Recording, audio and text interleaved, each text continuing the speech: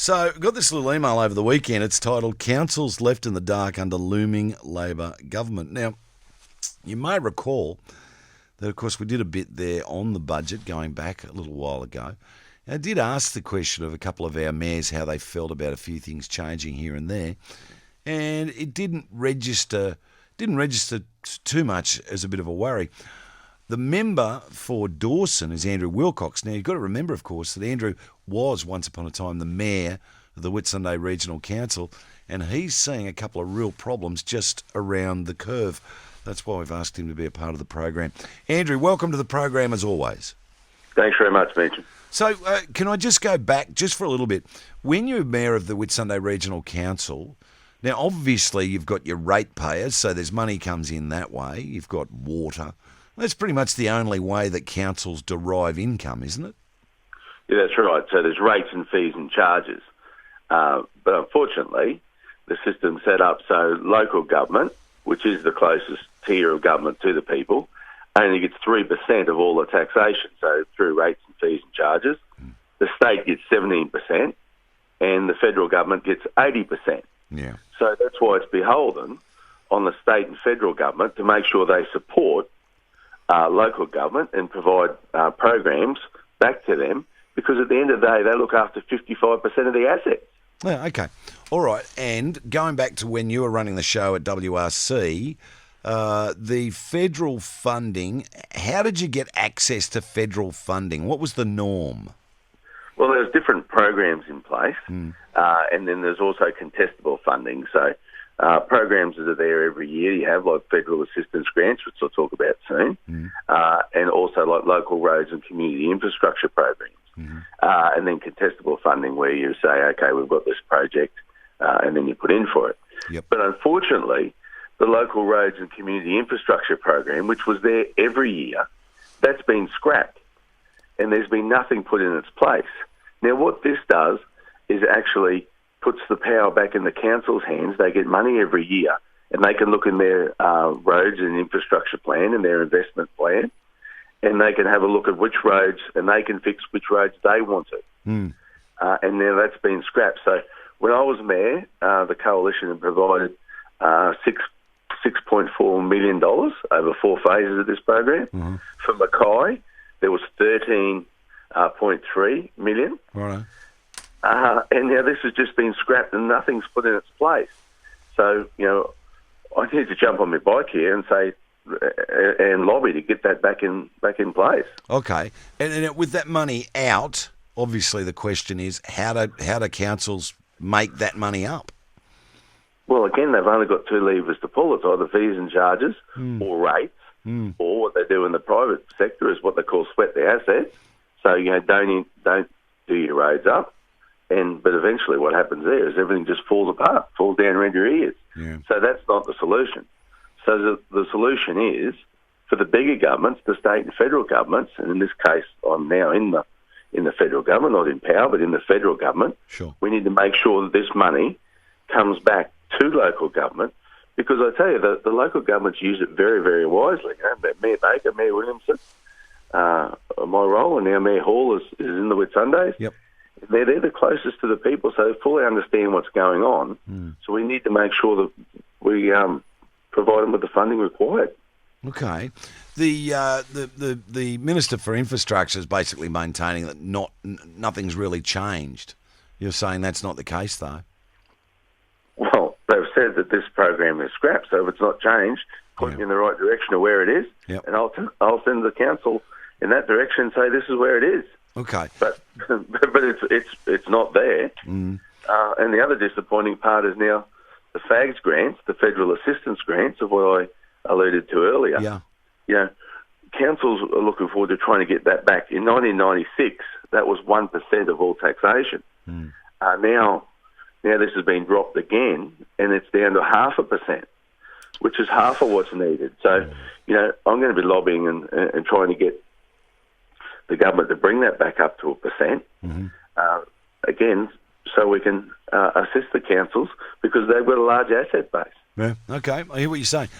Ideally, what you now know, and I mean, you've sort of seen how Canberra works and so forth, Andrew, What would be the best way to get allocations of fundings to local governments, such as Mackay Regional Council, Isaac Regional Council, Whitsunday Regional Council? Well, I think the number one is to get federal assistance grants back up to 1% of taxation. I think reinstalling the local roads community infrastructure program back and even increasing that, because the councils, like I said, they're the closest to the people. They're the closest where all the infrastructure is locally. They use the money very, very wisely. You know, in Canberra, like we use a mallet, not a scalpel. So we end up banging things, and it ends up, we need to sectionalise it down. See, there's another one that is like building our Better Regions Fund, which councils, which was a federal program for councils. Yeah. And in my time as mayor, that's how we got the Proserpine Entertainment Centre built, and also the Cannon Valley Reservoirs. Yeah. Okay. Yeah, that's been scrapped as well. And there just doesn't seem to be anything going in their place. But look, if there is something or something in the wings, I'm happy to hear about it, and I'm happy then to be able to show my councils in the divisions of Dawson where to go hunting for it, because they deserve it. Yeah. Andrew, chasing grants and that sort of stuff, I mean, you must have, from a council point of view, there must be people there, that's all they do, because there just seems to be so many buckets of money hidden around. It doesn't matter who's in power, they just change names and move the buckets around. It must be rather difficult getting that funding. Well, that's why you've got to have the untied programs, or the programs that are there all the time. Like I said, the local roads and community infrastructure program, that was there every year. So you could sort of bank on that, and then that'd be in your budget. Yeah. It's a lot more difficult for when you're having these contestable funding rounds, because you're not sure and that whether you're going to get them or not. Yeah. That's harder to plan for, and that's harder for you to scope up your workforce for as well. So you need some of those programs are okay, but this isn't about the sugar hit. This is about being able to run your council on your day-to-day basis, and not being able to make the mayors and the councillors having to drive rates through the roof that people can't afford it. You know, we need to be able to get the money from Canberra back into the local government areas so they can use it wisely. Yeah, all right. I hear what you're saying there. The only thing I've seen about the point that you're raising, I saw an email from the LGAQ saying that life's been a little bit different. I just would have thought that more councils would have come out, maybe with a united voice, just saying, hang on, you've changed totally monetarily how we have to conduct our business as a local council. I would have thought there would have been, more pushback that we would have heard about. Well, I'm sure that'll come as everything unfolds. You know, at the budget in May, and when the reality starts to really hit of what's not there, you'll hear about it. And I'm sure the LGAQ was already on board about the federal assistance grants, and this LRCIP will. I'll tell you what, it'll make a huge difference, and we'll definitely be hearing about it. Yeah, okay. But if you shoot your mouth off as a mayor about something like this, is there a chance that you won't get funding? Do they get the big stick out and give you a clip?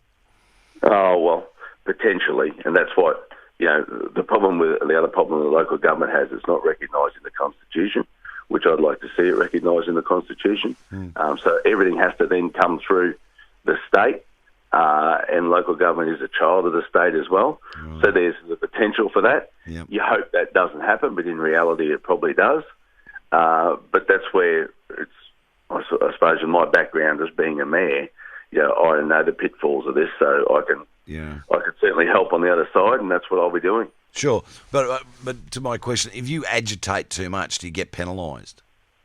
Well, there's the potential for it, because you've got, it's a master-servant relationship, and the councils are, like I said, are a child of the state, and everything has to come through them. But without actually pointing to anything specific, there's the potential for that, but you'd really hope that doesn't happen. Okay. Look, you've raised your point, and you and I have had a chat about it here on ABC Tropical North. What do you do next to get more people talking about the point that you've raised?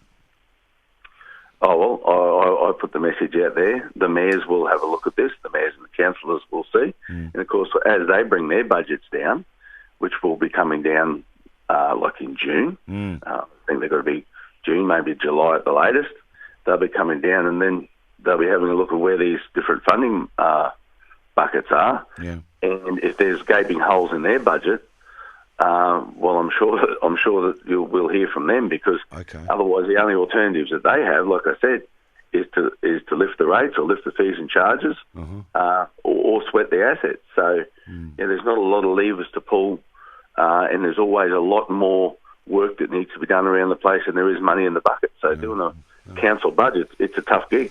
All right. Look, I'll leave it there. It sounds like it's a building story. So it seems that, as those budgets get framed and things are missing, so to speak, we could hear more from various local councils, the LGAQ and so forth. Yeah, well, certainly the peak bodies of the LGAQ and like, there's 537 local councils across Australia, so they'll all be affected. Yeah. 77 in Queensland. But like you said, a lot of times elected officials at local government level are a little bit frightened to put their head up above the parapet too much, because they want to make sure, they're correct. All right. Andrew, leave it there this morning, but thank you for bringing that up. No worries. Have a good day, and thanks for listening. Thank you. Cheers, everyone. There is the member for Dawson, Andrew Wilcox, making the point that the buckets of money, as we call it in the game, the buckets of money have gone missing from a local government point of view. So I'll follow that up with a few of our mayors, see what they've got to say in the LGAQ, and I'll report back to you here on ABC Tropical North. It's 8 to 8.